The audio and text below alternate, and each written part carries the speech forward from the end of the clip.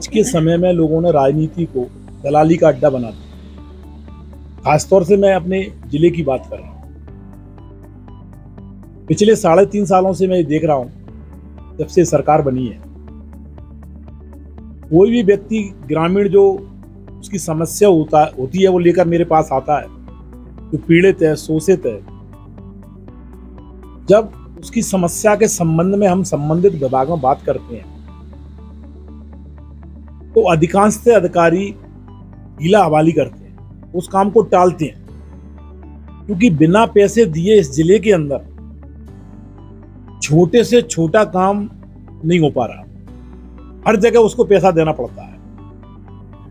और जब किसी कार्यकर्ता का हम फ्री में यदि काम ही नहीं करा पाएंगे तो फिर राजनीति में होने का कोई मतलब नहीं रहा। फिर उस काम के लिए तो दलाल बहुत हैं, जो पैसा लेकर आधा पैसा खुद रख लेते हैं, आधा पैसा अधिकारियों को देते हैं और काम कराते हैं। यदि कोई मेरे पास आता है तो ये आशा लेके आता है कि इनके पास आकर मेरे साथ न्याय होगा और जो जायज काम है वो फ्री में होंगे। मैं आपको बहुत छोटे से काम का उदाहरण दे रहा हूं। एक फौती नामांतरण होता है। जब परिवार का कोई वरिष्ठ सदस्य जिसके नाम से वो प्रॉपर्टी है और वो इस दुनिया में नहीं रहता, तो एक आवेदन पर एक सामान्य सी प्रक्रिया है कि उसके जितने भी बेटे बेटियां हैं उनके नाम से उसका नामांतरण हो जाए। लेकिन हमारे जिले में वो प्रक्रिया पूरी कराने के लिए भी आदमी के एक जोड़ी जूता घिस जाते हैं, और वो जब काम भी होता है तो बिना पैसे के तो जब भी नहीं होता, वो पैसा देकर ही काम होता है। इसके अंदर एक चीज और है, जैसे इस तरह के एक आरोप आपने लगाए कि बगैर पैसे लिए दिए काम नहीं हो रहा था, तो इस तरह की बातों को आपके माध्यम से जो वरिष्ठ आपका नेतृत्व है तो उसके समक्ष भी इस तरह की इस बातों को बताया गया। मैं लगातार पार्टी संगठन पे और शासन स्तर पर मैंने कई बार ये बात उठाई, लेकिन क्योंकि आज की जिस तरह की राजनीति चल रही है, अधिकांश लोग उस सिस्टम का हिस्सा बन चुके हैं, तो उस पर कोई कार्रवाई नहीं हो रही। अभी आपने तुरंत में ही देखा होगा, एक बदरबास जनपद में सीओ की पोस्टिंग हुई है। वो 4 बार भ्रष्टाचार के मामलों में लिप्त रहा है और पकड़ा हुआ है। ऐसे अधिकारियों की इस जिले में पोस्टिंग हो रही है, क्या संदेश दे रही है? यहां पर आज की तारीख में जो अधिकारी जिले में लाए जा रहे हैं वो टेस्ट मैच और वनडे वाले नहीं ला रहे, सीधे 2020 मैच खेलने वाले ला रहे हैं कि सीधे गेंद पे मारे और स्टेडियम के बाहर जाके ही गिरे। इतना चरम सीमा पे भ्रष्टाचार है। और चूंकि मैं पहले ही आपसे कह रहा हूं कि मैंने राजनीति को एक सेवा का माध्यम माना है, और यदि हम राजनीति में हैं तो ईमानदारी से काम होना चाहिए। जब मैं जिला पंचायत का अध्यक्ष था, मैंने अपनी खुद की संस्था की शिकायत ईओडब्ल्यू में की। उसके बाद जब ईओडब्ल्यू में कुछ कार्रवाई नहीं हुई तो मैंने उसको पीआईएल हाईकोर्ट में लगाया। अब इसी पीरियड में मेरा कार्यकाल 5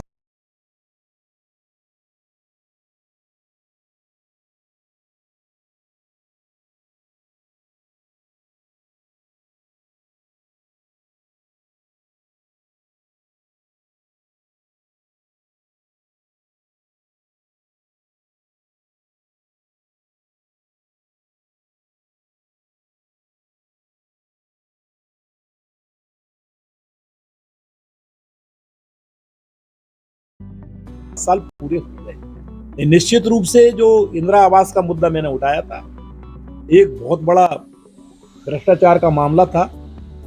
उसमें सैकड़ों लोग जेल जाते। जिले में लगभग 100 करोड़ का घोटाला था। लेकिन मेरे कार्यकाल समाप्त होने के बाद वो सब फाइलें जहां की तहां रुक गई, उस पर आगे कोई कार्रवाई नहीं हुई। मैं जब अध्यक्ष था, लगातार क्षेत्र में भ्रमण करता था। मेरे समय में 27 अधिकारी सस्पेंड हुए, मुझसे पहले और मेरे बाद के कार्यकाल में आज तक किसी अधिकारी पे कोई कार्रवाई नहीं हुई।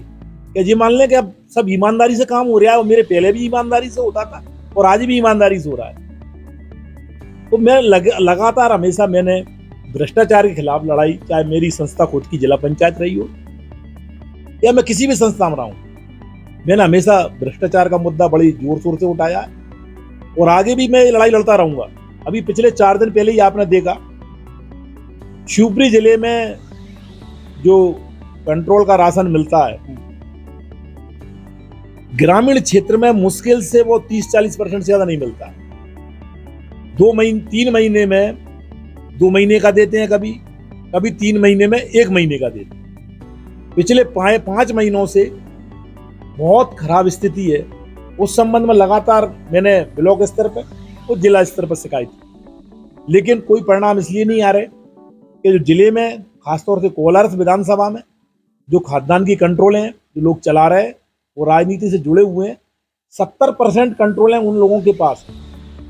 जब राजनीतिक व्यक्ति कंट्रोल चलाएगा और उस सिस्टम में जब ब्लॉक स्तर और जिला स्तर के अधिकारी सम्मिलित होंगे तो उनसे हम यदि कोई कार्रवाई की आशा कर रहे हैं तो अपने आप से बेईमानी की बात कर रहे हैं। ये लगातार ये मामले रहे। मैंने कंट्रोल का मामला भी प्रदेश स्तर पे पार्टी संगठन के लोगों से कहा, इस पर साहब कोई कार्रवाई करो, कोई सुनवाई नहीं। अच्छा, एक चीज़ है कि अब जैसे चुनाव आने वाले हैं और चूंकि आपने पार्टी को छोड़ा है तो अब क्या मन है कि मतलब किसी कोई पार्टी से बात हुई है आपकी जहां आप मतलब एक बार फिर से राजनीति में सक्रिय रूप से सामने आ सके और लोगों की सेवा कर सके? आज मैंने भारतीय जनता पार्टी से इस्तीफा दिया है। अब 1-2 दिन में जो मेरे साथी हैं, मेरे कार्यकर्ता हैं, हमारे जो नेता हैं, हम सब लोग बैठ के विचार करेंगे।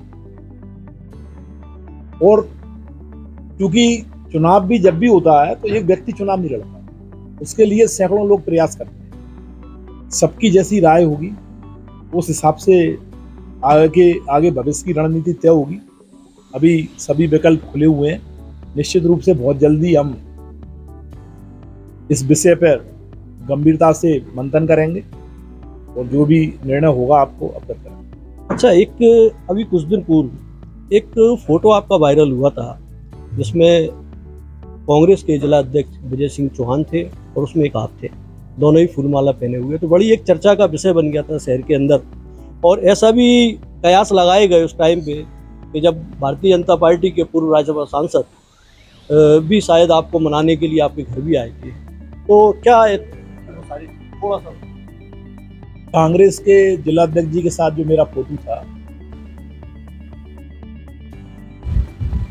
एक निजी कार्यक्रम में हम साथ पहुंचे थे और उस कार्यक्रम में उन्होंने मेरा भी स्वागत किया और उनका भी किया। वैसे भी जो कांग्रेस के आदरणीय जिला अध्यक्ष जी हैं, उनसे और मेरे परिवार के 3 पीढ़ियों के संबंध हैं। दाऊ हनुमान सिंह जी इस जिले का एक बहुत बड़ा नाम है राजनीति के क्षेत्र में, और निश्चित रूप से आज जो मणिखेड़ा डैम है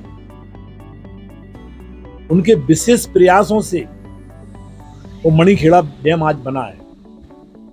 क्योंकि वो राजनीति में आने के पहले तेंदुपत्ता का व्यापार करते थे। मेरे दादाजी और मेरे पिताजी भी तेंदुपत्ता का व्यापार करते थे। इन कारणों से 50 साल से दाऊ साहब से हमारे पारिवारिक रिश्ते रहे। हमेशा, चाहे वो किसी राजनीतिक दल में रहे, हम दूसरे राजनीतिक दल में रहे, लेकिन मिलना जुलना, भाईचारा, प्रेम भाव हमेशा से रहा है। वो राजनीति से हटके है। दूसरी बात आपने आदरणीय प्रभात झा जी की बोली, उनसे भी मेरे परिवार के 25 साल से संबंध है और वो संबंध राजनीति से हटके बहुत पारिवारिक भी है। क्योंकि घर पे आए साधारण बातचीत, हमेशा जब मिलते हैं तो बातचीत होती है और ऐसी उसमें कोई बात नहीं है। उन्होंने अपनी बात कही, मैंने अपनी बात कही, और कोई खास बात नहीं। अच्छा, एक चीज़ है कि जैसे अब चुनाव नज़दीक है और यदि आप दूसरी अन्य पार्टी के लिए ज्वाइन करते हैं तो क्योंकि अभी तक देखा गया कि कोलारस में आप सक्रिय रूप से काम किया है आपने, अभी वर्तमान में भी कुछ कार्यक्रम भी किए हैं, तो अब क्योंकि अन्य पार्टी को जैसे ज्वाइन करते हैं किसी पार्टी के लिए, तो आपकी जो सीट है विधानसभा सीट, तो किस सीट को आप टिकट मांगने की कोशिश करेंगे? कोलारस मेरी एक जन्मभूमि भी है। मेरा पूरा बचपन कोलारस में बीता है। मैंने हायर सेकेंडरी तक कोलारस में शिक्षा ग्रहण की है और उस जमाने में कोलारस में कॉलेज नहीं था। उसके बाद मैं शिवपुरी में कॉलेज की पढ़ाई की। मैं जिला पंचायत का सदस्य भी कोलारस विधानसभा क्षेत्र से जीता। उसके बाद मैं लगातार कोलारस विधानसभा में ही सक्रिय रहा, क्योंकि जिला पंचायत अध्यक्ष होने के नाते मैं पूरे जिले में लगातार भ्रमण करता था और पूरे जिले के लोग मुझे जानते हैं, मैं उनको जानता हूँ। और बड़ी बड़ी जो समस्याएं हैं जिले भर की, उनका बारीकी से मुझे मालूम है। अब चुनाव लड़ने का सवाल है, जब पार्टी में अपन किसी पार्टी में सम्मिलित होते हैं तो उस पार्टी का नेतृत्व तय करता है कि किस व्यक्ति को किस विधानसभा क्षेत्र से चुनाव लड़ाना है या उससे अन्य कोई दूसरा काम लेना है। तो आज की तारीख में मैं ये नहीं कह सकता कि मैं चुनाव कोलारस से लड़ूंगा या और कहीं से लड़ूंगा। ये पार्टी नेतृत्व तय करेगी कि मुझे चुनाव लड़ाना है या नहीं लड़ाना है। वो लड़ाना है तो किस क्षेत्र से, लेकिन पार्टी जहाँ से भी मुझे चुनाव लड़ने की बोलेगी, चाहे सामने कोई भी खड़ा हो, इससे मुझे कुछ फर्क नहीं पड़ता है। मुझे अपने हजारों जो मेरे साथी हैं, कार्यकर्ता हैं, ये ऊपरी जिले की जनता है, उस पर भरोसा है। जहाँ से भी चुनाव लड़ेंगे दम से लड़ेंगे और चुनाव जीत के आएंगे। और यदि पार्टी ने मुझको ये आदेश दिया कि जो पार्टी के उम्मीदवार हैं उनका उस क्षेत्र में काम करना है, जिस क्षेत्र में पार्टी गई उस क्षेत्र में भी उतनी ही ताकत से, उतनी ही ऊर्जा से मैं काम करूंगा जितना अपने लिए करूंगा। बहुत बहुत शुक्रिया। तो अभी हम बात कर रहे थे पूर्व जिला पंचायत अध्यक्ष जितेंद्र जैन कोटू जी से।